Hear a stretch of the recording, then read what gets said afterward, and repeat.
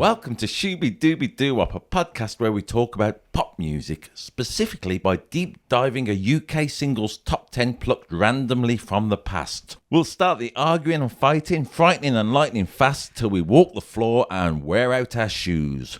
Will we love them forevermore because these love songs seem as constant as the moon? I'm Andy Robinson. And I'm James Cook. And this week, we're going back further than we've ever been before so far on Shooby Dooby Doo Wop. We are going back through the mists of time to analyse, talk nonsense about a top 10 from the UK. Which one is it, James? From the 6th of October, 1955. Now, we're going to enjoy this because we're not alive, are we? At this time, yet I am going to say I contributed to the purchasing of the top 10. There's one record that I bought on a compilation. That counts, doesn't it? I bought 10% of this top 10. Yeah, that counts. Yeah, man. How are you feeling going into this, James? I had a vague knowledge of one of the songs before we started listening to it. I only had the knowledge of, I'm going to say 3. So there's a lot of stuff in here that is brand new to my ears. I'm into it. I'm going to, spoiler alert, I'm going to be largely positive about this top 10. I've been digging it a fair bit now.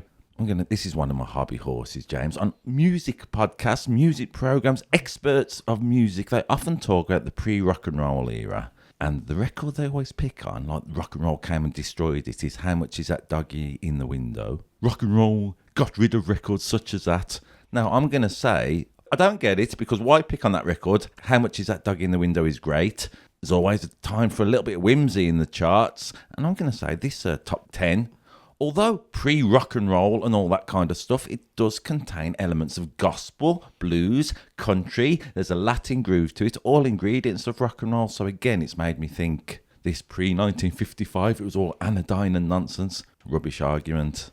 And this is 2 weeks before Rock Around the Clock gets into the top 10. So we are close to the rock and roll era. Rock and roll is happening. It just doesn't happen to be in the top 10 yet. But what I'm saying is there is rock and roll going on. There is a rhythmic American music in the UK top 10, definitely, I feel. And of course, it is 5 weeks before Marty McFly invents rock and roll at the Hill Valley Under the Sea dance. That's a fact. That's a fact. Email us in at shoobypodcast@gmail.com if you disagree with that musical analysis and history work. I'm going to give you a little bit of context to 1955 as well. So this is good, James. The big American movies out this year were Rebel Without a Cause. Again, pretty little rock and roll thing maybe. The musicals Oklahoma Guys and Dolls, Lady and the Tramp came out. The big books that were released that year were Cat on a Hot Tin Roof and The Talented Mr. Ripley and Lolita. None of which I've read, but I've seen the films to all of them. I was looking at the Pathé News for 1955. Would you believe in the UK at least? The news is all about the West Indian immigrants coming over. The Queen has said goodbye to Winston Churchill because Anthony Eden's taken over. Wolverhampton Wanderers visited the Kremlin. That's good, isn't it? What are they doing over there? Who knows? Fake news. Someone tell them they were playing the Reds. And so that's going on in the UK at least. I've got some stats for you. I'm particularly fond of your stats. This top 10 contains 2 UK number ones, 4 songs going up, 4 going down, and 2 non-movers for a total net movement of +8. There are 2 movie themes, 1 TV theme, and a song from a musical. We have 5 British artists, 4 American artists, and 1 French. There are 7 solo artists, 1 group, 1 orchestra, and a collab. There are songs of the human condition about lust, loneliness, codependence, survival, and demons. And my favourite, there are 4 key changes. Absolutely delighted for you, Andy. I know you love a key change. Love a key change. We highly recommend that you check out the Spotify playlist that accompanies this episode. The link to it will be in the description. If you've never heard any of these songs, they are well worth listening to. And they're all really short. You can listen to the whole thing in less than half an hour. For your pleasure, there are another half a dozen songs on our playlist that are in the top 20 on the 6th of October 1955 at least, and we get into them in our special bonus tracks podcast. Featuring Sammy Davis Jr., Rosemary Clooney, A Tale of Gangster's Revenge, and a song that'll fry a Martian's brain. You can join our Patreon community for free. The Bonus Tracks podcast costs less than a microwave oven a month. A microwave oven a month? Yeah, it came out in 1955. Yeah, I mean, you shouldn't really be buying one of those a month. Something's wrong. Stop putting forks in it. It's a lot cheaper than a microwave oven, our Patreon community content. Let's learn the blues. Number 10. Down 1 to 10 this week, it's Frankie Lane with Strange Lady in Town. I'm going to start off, James, because I'm pretty sure you'll have done some research on this. You know me. Sometimes I like to just listen to the song before I know the facts, the cold, hard facts of life. Strange Lady in Town, great title, and the word strange does some heavy lifting. I'm wondering who this strange lady may be. She might be a stranger, or she might just be strange. And Frankie Lane's kind of going, ooh, there's a strange lady in town. How exciting. But if you told me there was a strange lady in town, I'd probably stay away. Strange lady in town. She's got a pram with a cat in it. Is that your definition of a strange lady, James? Do you not think that's strange? No one knows this, but I'm actually in a long-term relationship with, I think she's known now as Cat Bin Lady. I mean, that's my partner, so I've got... To be fair, she didn't put the cat in a pram. She put it in a wheelie bin. Bringing her up again. I've forgotten all about her. Oh, I love her. Strange Lady in Town. Before we get into, like I say, the facts, James, let's have a little look at the lyrics of this mystery woman who is besotting Frankie Lane, if not everybody else. There's a strange lady in town. There's a strange lady in town. She's all that any man could ever hope or pray for. If he were king, he'd trade the crown for that strange lady in town. A little bit like Charles and Camilla, yeah? Yeah. And actually, this would have been, about 16, 17 years after the abdication, where someone did trade the crown for a strange lady in town. So we've already, despite my protestations, we've already worked out who this song is about. Frankie Lane. Treason. Her hair is red as a setting sun. Her lips are ripe as a corn. The lights that rise in her sea green eyes make a man glad he was born. I always like a song when a man is glad of being a man because of a woman's presence. Girl can't help it. It's one that springs to mind, Little Richard. You make me glad to be a man. Also, her lips are ripe as the corn. That means she's got yellow lips. Let me get my guitar and prove to you, James, what I'm on about with this pre-1955, there's no rock and roll in the charts. I mean, it's very much a country hoedown song. You've kind of got that strange lady in town. I won't sing it all because of currently in town. You've got that sort of... If I were king, I'd trade the crown for that strange lady in town. That kind of thing, yeah? Mm-hmm. With a little bit of a change of words, let's say, something off the top of my head of... what's a good phrase for Jesus is on his way to the mainland or something like that, James? Yeah, go on, you can do it. You can do it. What, the second coming? You know, it's sort of just a phrase, a gospel type phrase. Oh, okay. Oh, the Saviour is sailing home or something like that. Nice work. Okay. So you've got a kind of, if you put that with a bit of a piano, what the Saviour is what? Sailing home. So you've got Saviour sail home, Saviour sailing home. You know the Saviour is sailing to home. We'll go to heaven one day, you know. If the Saviour is sailing home. That kind of different. Have we just started a church? Welcome to the cult. You started it by coming up with the advertising phrase of the stranger sailing in town. Do you get my point anyway? The notion, the song and the could be a gospel song pretty easily. It's a country song and a gospel song, I'm going to say. And they are two of the roots of rock and roll, as you quite rightly point out. Main components. Well, we know who the strange lady is, don't we? Are you going to spoil it for me by giving me facts? Well, it's because it's from a film called Strange Lady in Town, which starred Greer Garson as the titular strange lady. What was strange about her in the film? I do not know. If you've seen the film, I haven't seen it. She had a cat in a supermarket trolley or something. No, I haven't seen the film. Okay. I have seen the trailer. And what is strange about Greer Garson's character, the strange lady, is that she is a doctor. What? A doctor lady who's done fancy book learning. Science fiction. Is it a science fiction film that we're not quite familiar with yet? No, it's set in Santa Fe in 1880. Okay. And she plans to introduce modern techniques of medicine to the town, but is opposed by the established doctor who, guess what? She wins over. Cool. Spoilers. Starring a young Lois Smith as a character called Spurs O'Brien. It's a good name, isn't it? It's a good name. I'm going to say I grew up in the 70s a little bit. So Frankie Lane, who may or may not be reappearing later, my friend, his dad had an album of Frankie Lane. We were so starved for entertainment. I got into Frankie Lane a little bit in the 70s when I was about 7 or 8 years old. Frankie Lane, America's #1 song stylist. Is he? He's got many nicknames. Mr. Rhythm and my favourites, Old Leather Lungs and Mr. Steel Tonsils. Pretty good nicknames. Old Leather Lungs. I would like to point out that this song is one of the 4 that has a key change in it. I feel better now. I've got that out of the way. It was written by Dmitry Tiomkin and Ned Washington. Dmitry Tiomkin won 4 Oscars in his life. He was nominated 22 times. All for songs? Yes. And Ned Washington, who wrote the lyrics for When You Wish Upon a Star. Song mentions the setting sun.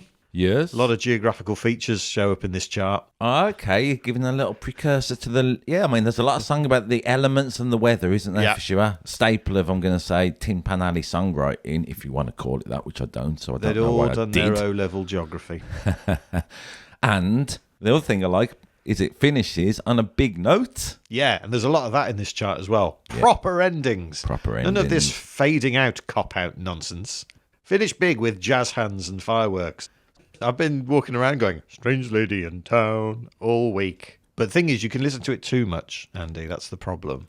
Barry Carr of Fleetwood, Lancashire, in October 2017, was convicted of harassing his neighbours over an 18-month period, including playing 2 songs continually over a loop, including this song, Frankie Lane's Strange Lady in Town. The other song was, of course, Jealousy by Will Young. He got a 10-week suspended sentence. So that's the warning. Sure, enjoy it, but don't play it over and over again for 18 months to annoy your neighbours. I think that might be my favourite fact you've ever told me. So, in summary, we are both saying we dig Frankie Lane with the song Strange Lady in Town. Number 9.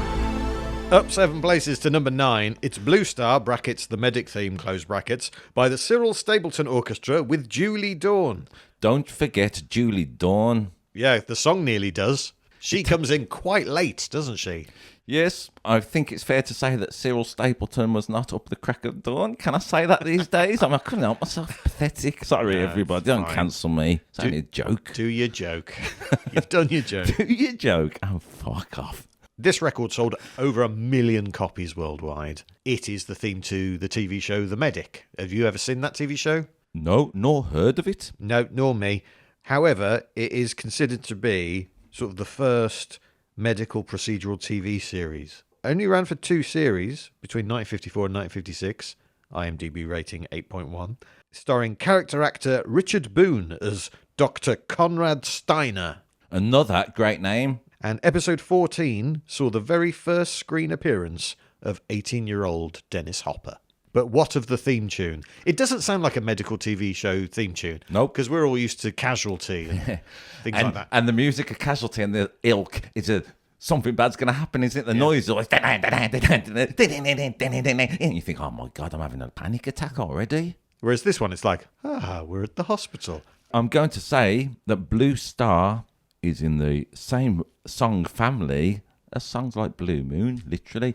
Julie Dawn, she is crying to a celestial body about her lover, or her proposed lover at least. It's classic songwriting formula, crying to the skies above.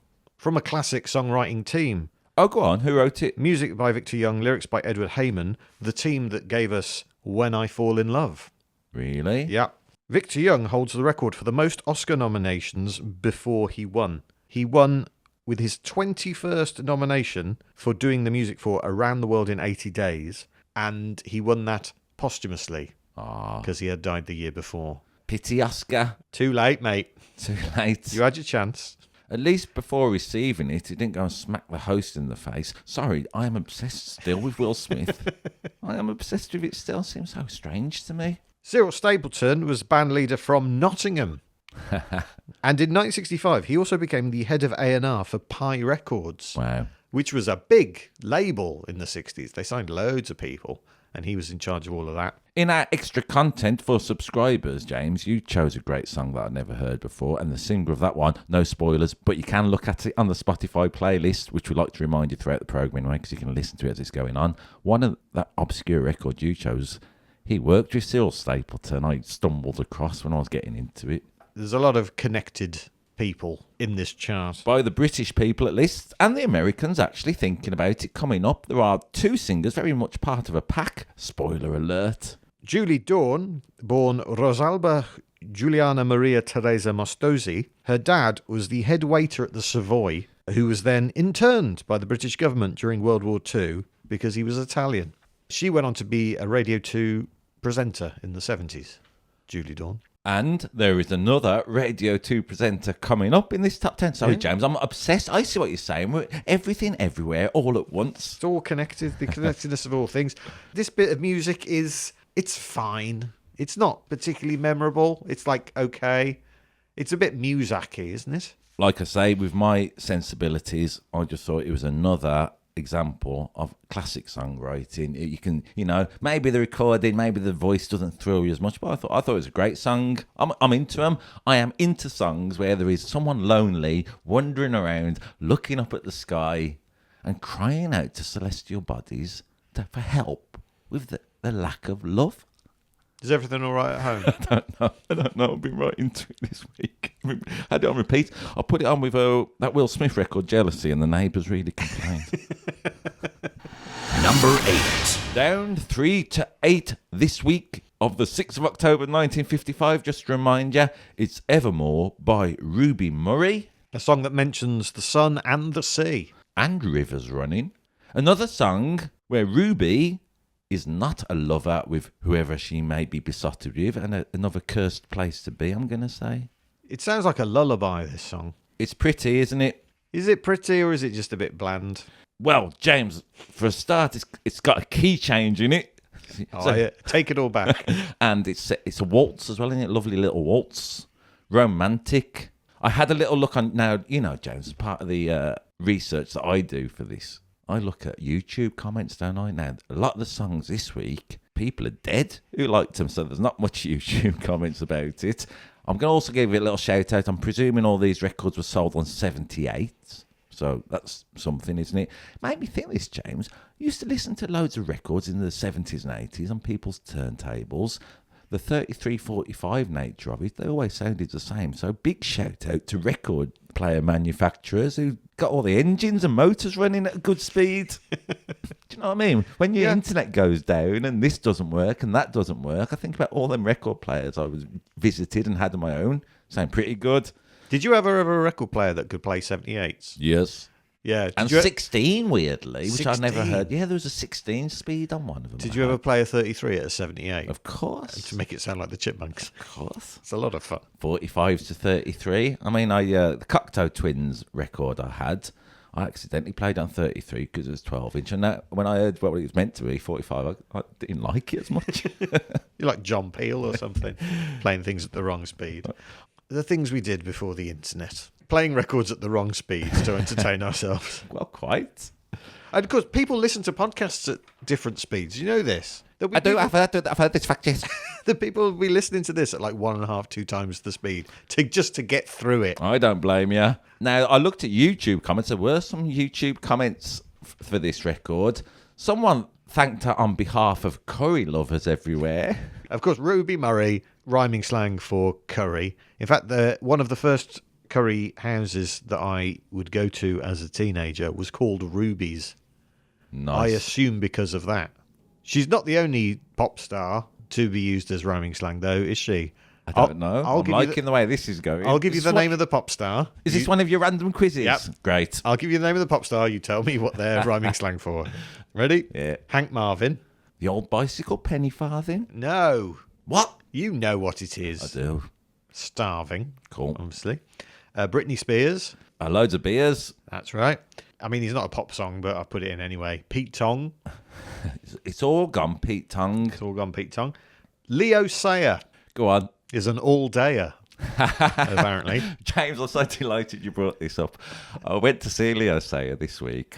Now, the people around the room, I learned 3 facts about him that have blown my mind. Okay, go ahead. What was the Cockney rhyme slang for Leo Sayer again? All day. All right, then. So, get these facts. I'm going to put them in order of what I think is impressive. First of all, Taylor Swift covered him on one of their Live Lounge songs. Yes, I'd heard that. I remember, yeah. Impressive, yeah? Yeah. He may or may not have knobbed Rackle Welsh and Olivia Newton-John. At the same time. Who knows? Pretty impressive. I mean, if you want to be that kind of, bloke. Or may not. He may not have done it. And thirdly, which he may or may not have done, but there's evidence to suggest he has, he was the last person Elvis spoke to on the phone. What? He claims it. There's a autobiography of Ginger Alden, I think, Elvis's girlfriend, who confirms it in the book that he spoke to Leo. I mean, come on. There are 3 great facts about someone. No wonder he had an all-dayer with all that going on. What did Leo say to him?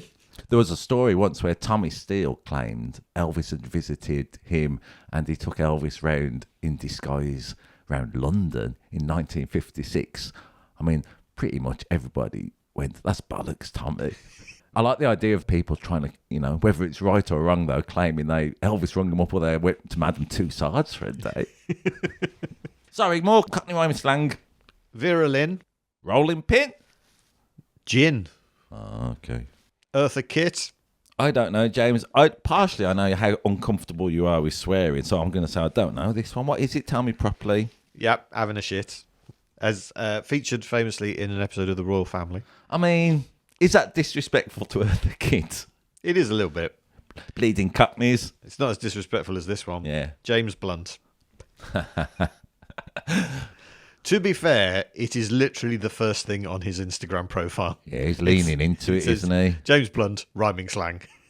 Have you heard what his new tour's called? What's his new tour called? The Greatest Hit Tour. But anyway, Ruby Murray, huge star. In March 1955, she'd have 5 songs in the top 20, and there was only a top 20 at that point. So that is a quarter of the entire chart was sung by Ruby Murray. Taylor Swift ahead of her time. Yeah. Also, in the YouTube comments, a fella called Mark Keeles Levine. Touching this was, he said, I'm proud to say my grandfather wrote this song. And then on YouTube, there's loads of comments giving him loads of love and love to his dearly departed grandfather. Again, it's one of these songs, isn't it? I'm going to say that she's wandering around a bit. She's not with a partner, but nonetheless, she's going to love them forevermore. And a little bit like the Blue Star record, it reminds me of somebody who's a little bit mentally ill, wandering around with delusions. If you've seen like Joker 2, then you'd know what I'm on about. Like a strange lady in town, Like perhaps. a strange lady in town. Number 7. A non-mover at number 7. It's The Breeze and I by Caterina Valente. Now we're talking. I didn't know this record. I mean, go ahead, James. I'm also obsessed with it if I've inferred right. It's great. Yeah, isn't it? She was the queen of bossa nova. Let's describe it if we can. Seems a shame, doesn't it? We would play a little bit, but we can't because of copyright. We like to stay on the right side of the law, and musicians keep listening to it on Spotify. We'd like to remind you intermittently. Now, it starts off weird, doesn't it? It's got an orchestral sweep that goes on for a long old time. She is singing beautiful falsetto all over it, and then it turns into a samba, bossa nova, whatever you want to call it. Again, a song moaning to the elements about your lack of love. Yeah, specifically The Breeze. The breeze. Which she is referring to the wind and not a load of soft French cheeses. And if you do put that in your head, it does change the song somewhat. Well, The Breeze and I. thank you for popping it there. Surely the collective pronoun for breeze is still brie. I've been sashaying around my flat this week listening to this. I've also had a little look at Caterina Valente. There's a clip of her singing this song from 1966-ish, 10, 11 years after. I'm going to say I fell a little bit in love with her, like, good pop singers can make you do, with a beautiful song and a beautiful interpretation. I had a little look at her over. She's doing duets with Dean Martin and Danny Kaye. There's one clip where she's singing some song and doing a bit of go-go dancing. Big tick for me. And then she turns into tap dancing, possibly an even bigger tick. She's a fantastic guitar player. I don't know her, but I'm going to certainly be having a little look at her. She was a stalwart of the sort of 60s US TV variety show scene. Seemingly. She was like a safe pair of hands. She had it all. She could do all these different things. She had all these different talents. She was a charismatic on-screen presence. She spoke 6 languages. She was born in France, but she lived in Italy, Germany, America, and Switzerland. She survived the siege of Breslau in 1945 and lived to be 93. She only passed away in September of 2024. Really? Yeah, you just missed her, mate. Oh, man. I am into her. She's This is good, James. I was talking about 94-year-olds on the YouTube comments. Tonik Zawinski, 2254, she tells a nice story about a 94-year-old grandmother having dementia, and then she heard her grandmother singing some lyrics. She Googled them. Turned out to be this song. She played it to her grandmother, and they both had a lovely little dance around. It's a nice story, isn't it? It's a beautiful story. And this song's great. If our words mean anything to you, and if it has vague recommendations, nip over to Spotify, give this a little and on YouTube, actually. She's ace. I'd never heard of her, Caterina Valente, and I really wish I had. Well, we have now. Yep. It sounds like one of those records that Quentin Tarantino could pick as well, doesn't it? It's got so much drama in. If they were selling it on a 78, I'd run down the shops now and buy it. I'd give her my 6pence. I wouldn't mind giving her my 6pence from what I watched on YouTube. I have to say, don't cancel me. I'm only being silly. Hey, there's a good bit where she's singing a duet with Dean Martin. Apart from her skills of playing guitar and singing and doing all this stuff, she's also fending off Dean Martin's advances skillfully. Number 6. Up 4-6. Would you like to repeat your sentence you've just said there, James? What, that this is a fucking nightmare of a song? It's Close the Door by the Stargazers. So, I'm saying, you don't like this record, I'm guessing, James. It's not that I don't like it, it's that it terrifies me. It's scary, isn't it? It is. Tell me all about the Stargazers before we get into the tune, maybe, this time. Okay, well, the Stargazers were the first British act to have a UK number 1 in 1953 with Broken Wings, so well done them. The lineup, which changed over time, but it includes Dick James. Of the Beatles publishing fame? Yes, indeed it was. I knew you knew that. Yes, he started Northern Songs Limited with Lennon McCartney and George Martin. And later, he went on to sign Elton John and Bernie Taupin to their first record deal. He'd also sing the theme tune to The Adventures of Robin Hood. Robin Hood, riding through the glen. That's him singing that. Also in the Stargazers, Fred Datcher, whose son Clark was the lead singer of Johnny Hates Jazz in the 80s. Great facts. But what the hell is going on in this record? Well, let's say so. It's a novelty record, isn't it? That's loud and clear. It's a little bit of silliness, James. All right, then. Explain it. Explain what you think the lyrical... What's scared you so much, baby boy? Well, you doing that, for a start.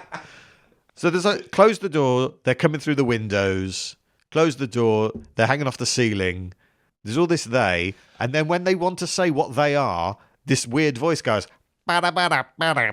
So you never find out what it is. It is left to your imagination who these night terrors are.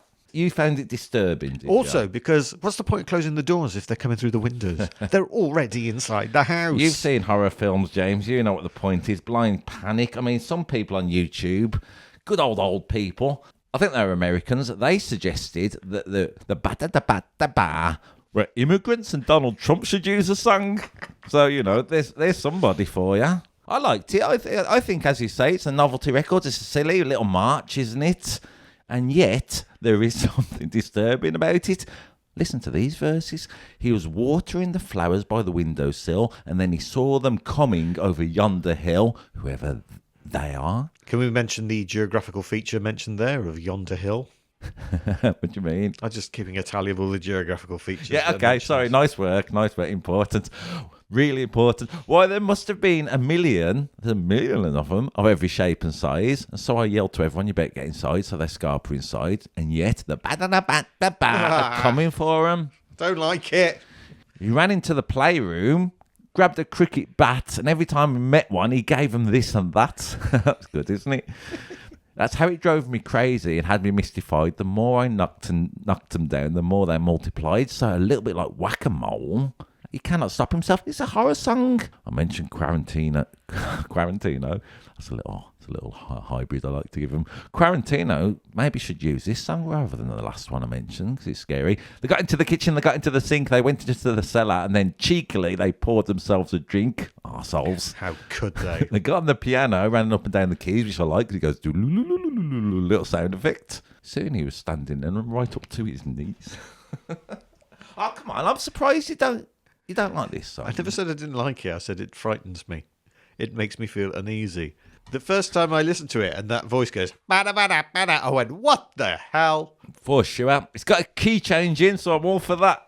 Written by Paul Klein and Fred Ebb. Fred Ebb would go on to work with John Kander. There's Kander and Ebb.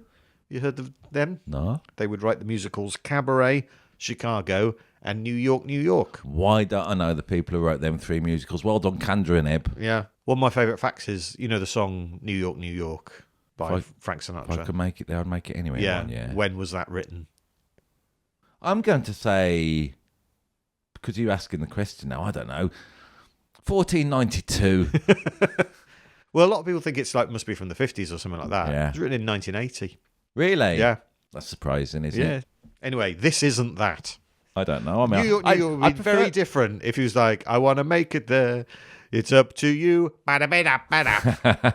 Boy, life would be very different if at the end of a night in some sort of, let's call it provincial town, at the end of the disco, they played this song instead of New York, New York. That'd send everybody home looking over their shoulders. It would start a bloody riot.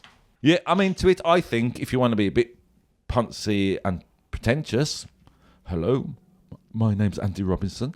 You know, this is a little song about your inner demons, and it is like Room 101. It's up to you what the demons are. They were coming. A plane goes over just as you say that, as they parachute out. Millions of them coming down. I like it, James. We talked about the big note at the end of what song it is on this record. One of the Stargazers, they come back for a short and ba-da-da at the end. Yeah. That's unnerving. I don't know which Stargazer does the bada bada bada bit. Nope. But I hope they were severely punished. In part 2 of this week's Shooby Dooby Doo-Wop, we'll be deep diving the top 5 from the 6th of October 1955. Here's a little sneak preview for you. I think this song is a dating profile. To use the internet language, he certainly sounds a bit of a cook on this record, doesn't he? I was playing it in the car. My wife was in the car with me. When he started singing, we both burst out laughing. It's a song about hallucinating across a landscape with a travelling partner called Dan and yet dying of thirst. I mean, that old chestnut, James. We need to get Whoopi Goldberg in here so he can have a steamy affair with Caterina Valente. Oh, I don't mind doing a bit of pottery and Katerina turning up behind me. Check out our Spotify and YouTube playlists and let us know your thoughts at shoobypodcast@gmail.com. And for the songs that aren't in the top 10, join our Patreon community and become a subscriber. Thank you for listening. Again, why don't you listen to the top 10 that we put in our Spotify playlist if you want to make your life better? Please subscribe, follow, share, rate and review, and whatever you do, shooby dooby doo up. Bop bop shoo up.